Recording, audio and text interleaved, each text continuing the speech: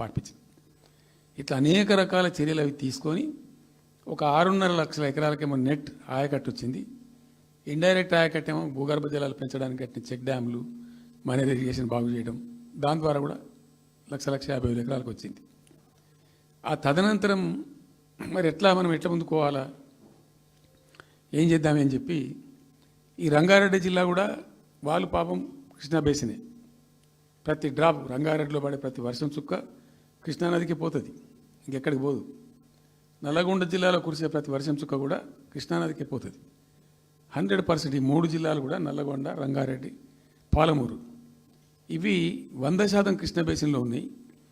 మనము ఏదైతే మనకు కేటాయించిండ్రో ప్రాజెక్ట్ వైజ్ అనో ఇంకోటనో కంబైన్డ్ స్టేట్ ఉన్నప్పుడు జరిగినటువంటి మోసం నుంచి బయటికి రావాలంటే మనం రాష్ట్రం ఏర్పడ్డ తర్వాత కొట్లాడాలి, మన వాట మనం సాధించాలి. రివిజన్, కృష్ణా జలాల యొక్క పునఃపంపిణీ మీద ట్రిబ్యునల్ వేయించుకోవాలి, రివిజన్ పెట్టియాలి అని ఒక స్ట్రాటజీ పెట్టి దాన్ని కొట్లాను. సరే, ఇందాక నేను చెప్పినట్టు దేవుని దయ వల్ల తెలంగాణ రాష్ట్రం వచ్చింది. ఈ ప్రాజెక్టు కంప్లీట్ చేస్తూనే పాలమూరు రంగారెడ్డి ఎత్తిపోతల పథకానికి శ్రీకారం చుట్టాం.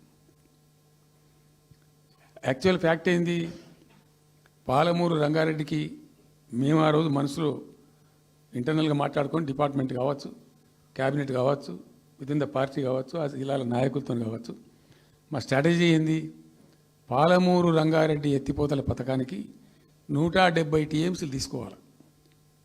This was the strategy of BRS government.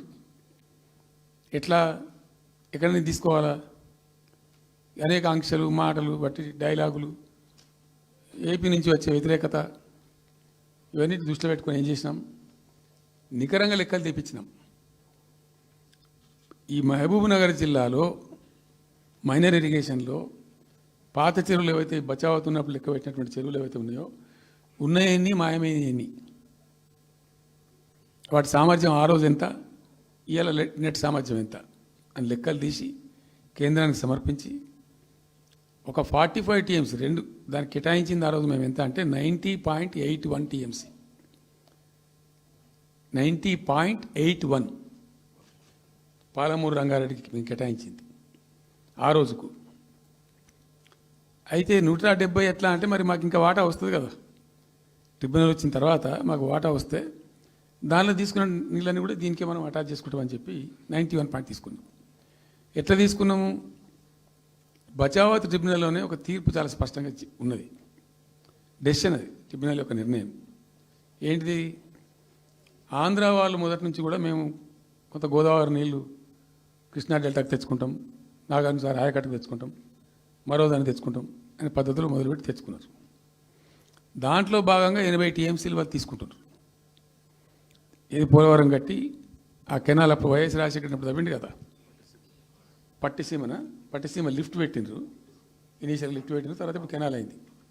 So దాన్ని 80 TMCలు వాళ్ళు వాడుకుంటున్నారు, ఎక్కువనే వాడుకుంటున్నారు. సో వాళ్ళు DPRలో సబ్మిట్ చేసినారు చాలా క్లియర్గా స్పష్టంగా, ఏమని 80 TMCలు మేము తీసుకుంటున్నాం, 80 TMCలు పైన 5 రాష్ట్రాలకు బచావ్ ట్రిబ్యునల్ ప్రకారం ఇస్తాం. అది 3 రాష్ట్రాలకు ఇస్తారు, తెలంగాణ రాష్ట్రానికి, కర్ణాటకకు, మహారాష్ట్రకు. తెలంగాణకు 45, వాళ్ళిద్దరు కలిపి 35, కర్ణాటకకు 21 TMC, మహారాష్ట్రకు 14 TMC. వాళ్ళిద్దరు కూడా వాడుకుంటున్నారు. అది కర్ణాటక వాళ్ళు already they are using 21 TMC ఏదైతే పోలవరం నీళ్ళు అక్కడ వాళ్ళు తీసుకున్నారు కాబట్టి దాని కంపెన్సేటర్ కింద వచ్చినటువంటి దాన్ని they are using it, right రాయాలి. మహారాష్ట్ర కూడా వాడుతున్నారు, లెక్కల్లో చూపించారు వాళ్ళు, వాళ్ళ ప్రాజెక్టుల DPRలో వాళ్ళ లెక్కల్లో చూపెట్టిండ్రు. ఇక వాడుకోవాల్సింది వాళ్ళు మనం. సో ఆ 45 TMC మనది ఉంది కదా, మనకు ట్రిబ్యునల్ కేటాయించిందే కదా, అప్పనంగా ఏదో వచ్చేది కాదు కదా. సో ఆ 45 ఈ మైనర్ ఇరిగేషన్ లాసెస్ 45 కలిపి 90.81 TMCలకు దాన్ని ప్రతిపాదించాం. It has a strong basis, ఏదో గాల్లే అడగోలు జమాబందీ ఏర్పడతాడు చేసింది కాదు, ఒక స్పష్టమైనటువంటి విధానంతో, ఒక అవుట్లుక్తో, భవిష్యత్తు ప్రయోజనాలను దృష్టిలో పెట్టుకొని చేసినటువంటి చర్య చేసినాం. ప్రాజెక్టు 30,000 కోట్లు, 35,000 కోట్లు మంజూరు చేసినాం. అందులో 27,000 కోట్లు ఖర్చు పెట్టినాం. ఆల్మోస్ట్ దగ్గర 88-90% పనులు పూర్తి అయిపోయినాయి. ఈ ఆంధ్రాతోని పంచాయతీ ఉంటుంది ఎప్పటికైనా. వాళ్ళు పోతిరెడ్డిపాడు పొక్కగొట్టి దాన్ని పెంచి ఇక దాన్ని ఇంకింత పెంచి ఈ తెలుగు గంగా అనే పేరు మీద మొదలై అది ఎటెటెటెటు పోతుంది ఇక అడవులు జమాబంది. కాబట్టి మనం క్విక్కెస్ట్ పాసిబుల్ టైంలో తీసుకోవాలని ఆ వచ్చే వాటర్ను అక్కడ ఎంటైర్ వరల్డ్లో ఇక్కడ లేవండి 145 మెగావాట్స్ కెపాసిటీ పంప్స్ పెట్టినాం అక్కడ. Specially prepared, those pumps were prepared by BHEL of India. 145 మెగావాట్ల పంపులు అసలు ఇండియాలో ఎక్కడ ఏ ప్రాజెక్టుకు లేవు. ఎందుకని దాని ఆ పంపు స్విచ్ ఆన్ చేసిన నేను, నీళ్ళు వచ్చినాయి. ఒక్క పంపు స్విచ్ ఆన్ చేస్తేనే ఇట్లా కాలువలు తల్లాడుతుండే ఇట్లా. అంటే ఆ గొడవ ఉంది కాబట్టి వాళ్ళు అటు పోతిరెడ్డిపాడు పక్క నుంచి వాళ్ళు తీసుకుపోతూ ఉంటారు. ఆ వర్షాలు వచ్చినప్పుడే మనం తీసుకోవాలి, ఇంకో గత్యంతరం లేదు. కాబట్టి క్విక్కెస్ట్ పాసిబుల్ టైంలో ఈ రిజర్వాయర్లు నింపుకుంటే మనం సేఫ్ అయిపోతాము, జిల్లా కాడికి కొంత న్యాయం జరుగుతుందని చెప్పి ఆ 145 మెగావాట్స్ కెపాసిటీ ఉండే పంప్స్ పెట్టినాం. ఇప్పుడు పంప్స్ అన్నీ ఆల్మోస్ట్ ఇన్స్టాల్ అయినాయి. మరి ఈ గవర్నమెంట్లో వీళ్ళు ఏం పట్టించుకుంటలేరు, అసలు ఏం చేస్తలేరు. అయితే జరిగింది. జరిగిన తర్వాత ఏమైంది, అనుమతులు అంత సాధించారు. దాని మీద చాలా చాలా మెలికలు పెట్టినారు. ల్యాండ్ అక్విజిషన్ల ప్రాబ్లం చేసినారు. అయినా 27,000 ఎకరాలు మేము అక్వైర్ చేసినాం సక్సెస్ఫుల్గా. అదంతా క్లిష్టమైన సబ్జెక్ట్ ఈ రోజులలో ల్యాండ్ అక్విజిషన్ అంటే. అయినప్పటికీ 27,000 ఎకరాలు అక్వైర్ చేసినాం. 27,000 కోట్లు ఖర్చు పెట్టినాం. అంత కాన్సన్ట్రేట్ చేసినాం. గ్రీన్ ట్రిబ్యునల్కి పోయినారు, ఆ స్టేని క్యాన్సిల్ చేయించినాం. అనేక రకాల అడ్డంకులు కల్పించే ప్రయత్నాలు ఎన్ని చేసినా వాటన్నిటిని అధిగమిస్తూ ఆ ప్రాజెక్టును ముందుకు తీసుకొని పోయినాం. అయితే ఈ పంపులన్నీ ఇన్స్టాలేషన్ అయిపోతుంది, బ్రహ్మాండంగా ఉంది. సరే, ఇంతగా అనేది మా గవర్నమెంట్ మారింది. సహజం, రాజకీయాల్లో గెలుపులు ఉంటాయి, ఓటములు ఉంటాయి, ప్రభుత్వాల మార్పిళ్ళు ఉంటాయి, జరుగుతాయి. కానీ ఎంత తెలుగు తక్కువ దద్దమ్మ ప్రభుత్వం వచ్చినా, నెక్స్ట్ సక్సెసివ్ గవర్నమెంట్ ఎవరు వచ్చినా రాష్ట్ర ప్రయోజనం కదా ఒక ప్రాజెక్ట్ అంటే. ప్రజలకు నీళ్ళు వచ్చేది కదా, ప్రజలు బ్రతికేది కదా, దాన్ని కొనసాగిస్తారు. ఇప్పుడు ఒక్క తట్టెడు మట్టి కూడా తీయలేదండి. మా గవర్నమెంట్ పోయిన తర్వాత పాలమూరు ఎత్తిపోతల పథకంలో ఒక తట్టెడు మట్టి కనీసం నేను తీయలే. మరి దాన్ని ఎందుకు అబాండన్ చేసినరో, దాని వెనక ఏం ఉద్దేశం ఉందో, ఇంత నిష్క్రియాపరత్వం ఏంది, ఇంత దారుణమైంది. 2 నెట్ సంవత్సరాలు గడిచిపోయినాయి. ఇప్పుడు మేము గమనిస్తున్నాం. మధ్యలో ఏమైంది, కేంద్ర ప్రభుత్వంతో తమాషా. బీజేపీ మొదటి నుంచి మాకు తెలంగాణకు శని అయింది. అది కేంద్ర ప్రభుత్వం ప్రతిదాన్ని వ్యతిరేకించడమే. ప్రతిదానిగా చంద్రబాబు ఎన్డీఏలో చేరడం, ఆయన మాటలు పట్టుకొని వ్యతిరేకించడం, అడ్డంగా ఇష్టం వచ్చిన పద్ధతిలో. మేము బాగా కొట్టాను. మేము ఉన్న రోజులు అనేకమైనటువంటి పోరాటాలు చేసి దాన్ని ఎప్పటికప్పుడు సాధించుకున్నాం. అనుమతులు కానీ ఇంకోటి కానీ మొత్తం 9-10 అవసరం పడతాయి. అందులో 6 అనుమతులు ఆల్రెడీ వచ్చేసినాయి. Main environmental impact, environment assessment కమిటీది అదే మెయిన్ అసలు ప్రాజెక్టుకు లైఫ్ లైన్. దాని మొత్తం అనుమతులు వచ్చేసినాయి.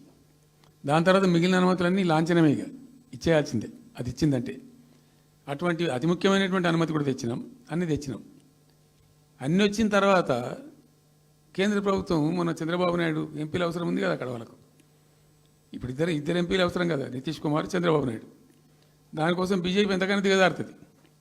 ఆడ ప్రభుత్వం నిలబెట్టుకోవాలి కాబట్టి ఎంతకైనా దిగజారి ఆయన మాట పట్టుకొని డిపిఆర్ను వాపసు పంపించారండి. మేము ఉన్న రోజులు రాలే డిపిఆర్ వాపసు, అనుమతులు తెచ్చిన ఉల్టా. మేము ఇంకా డిపిఆర్ వాపసు వస్తే భూమి ఆకాశం ఒకటి చేయాలా రాష్ట్ర ప్రభుత్వం.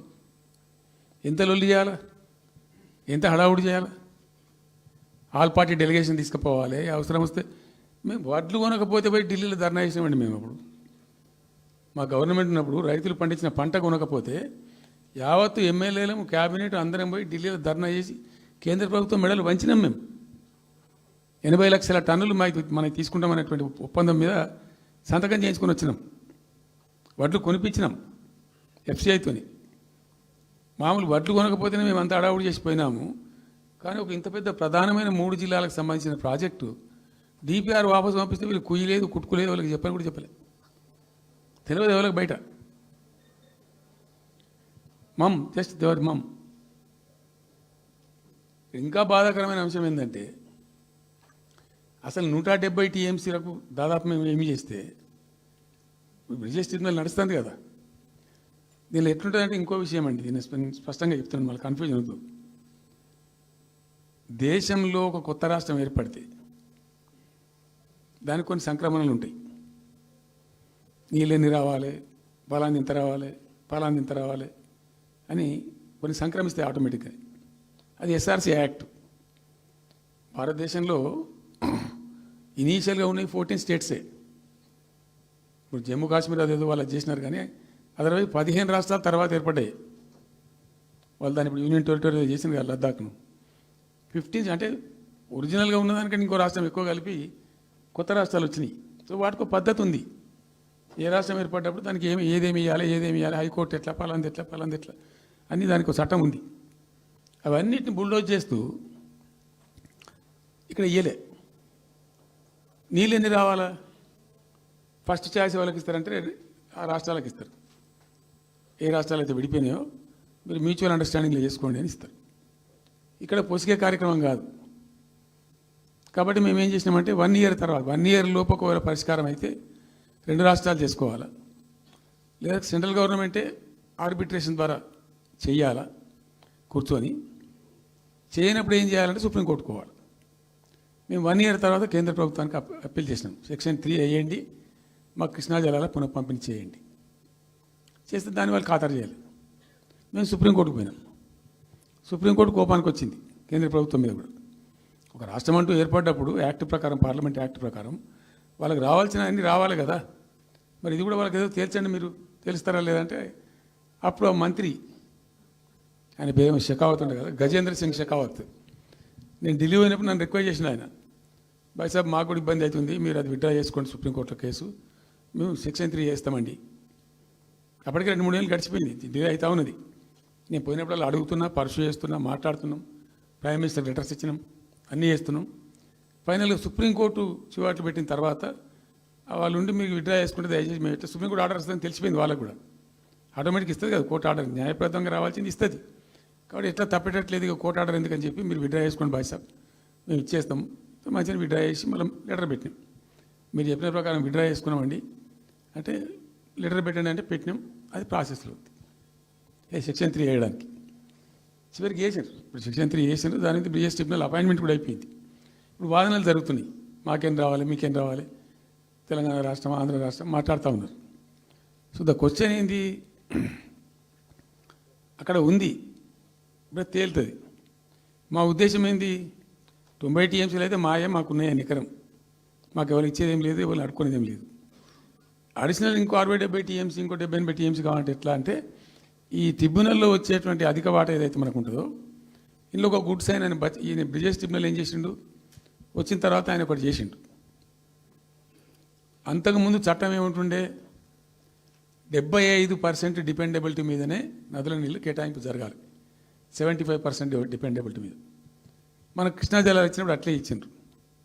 ఈయన బ్రిజేష్ ట్రిబ్యునల్ వచ్చిన తర్వాత ఈయన ఏం చేసిండంటే 75% బోల్డ్ అండి, మంచి సర్ప్లస్ ఇయర్స్లో చాలా వర్షాలు పడుతున్నాయి, కావాల్సిన నీళ్ళు వస్తున్నాయి, అవి వేస్ట్ అవుతున్నాయి అనవసరంగా, అట్లెందుకు కేటాయింపులు చేసుకుందాం, 65% డిపెండబిలిటీ పెట్టుకుందాం అని చెప్పి పెట్టిండు.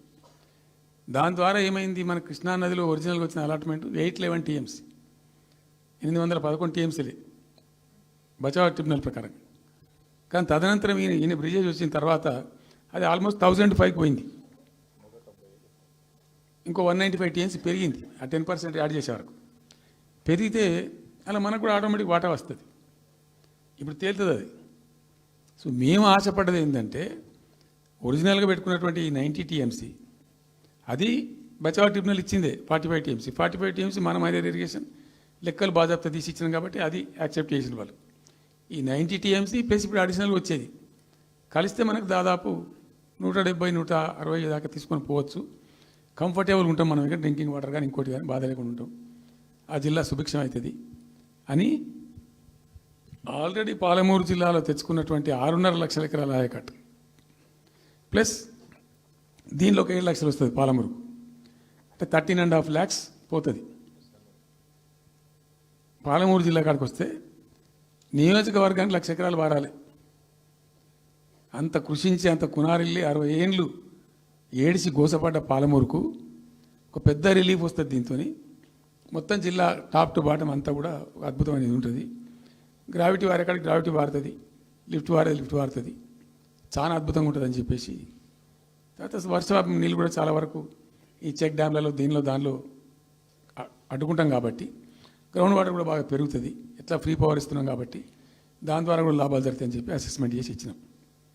నిజంగా కూడా పాలమూరు ఒక టైంలో తెలంగాణ వచ్చిన తర్వాత 4-5 ఏళ్ళకి నేను పోతే ఎందుకో పోయినాం, బస్సు యాత్ర చేస్తే చాలా అద్భుతంగా ఎక్కడికక్కడ వరికోత మిషన్లు, కల్లాలు, అంతకుముందు పాడుబడ్డ ఇల్లు కనిపించే పాలమూరులో నా కళ్ళతో నేనే చూసిన. ఇంకా ఇది అంతా కంప్లీట్ అయిపోతే ఈ అనుకున్న 15 లక్షల ఎకరాలకు నీళ్ళు వస్తే చాలా దివ్యంగా ఉంటుందని చాలా సంతోషపడుకుంటూ పోయినాం. సరే, ఇప్పుడు కేంద్ర ప్రభుత్వం కొత్తగా తాకీదు, అది ఎవరు చెప్పినారో తెలియదు. వాళ్ళు చెప్తున్నారు, ఇప్పుడు గవర్నమెంట్ ఉన్న వాళ్ళు చెప్పడం చెప్తున్నారు. ఏంది, మీరు 90 TMCలు పెట్టుకున్నారు, పాత గవర్నమెంట్ పంపించింది. ఒకటి DPR తిప్పి పంపించిండ్రు, దాని మీద సడి లేదు, సప్పుడు లేదు, లుల్లి లేదు, లుకాండం లేదు, తల ఊగుతున్నారు. ఎందుకు తల ఊగుతున్నారు? రాష్ట్ర ప్రయోజనాలు కాపాడడానికి లేకపోతే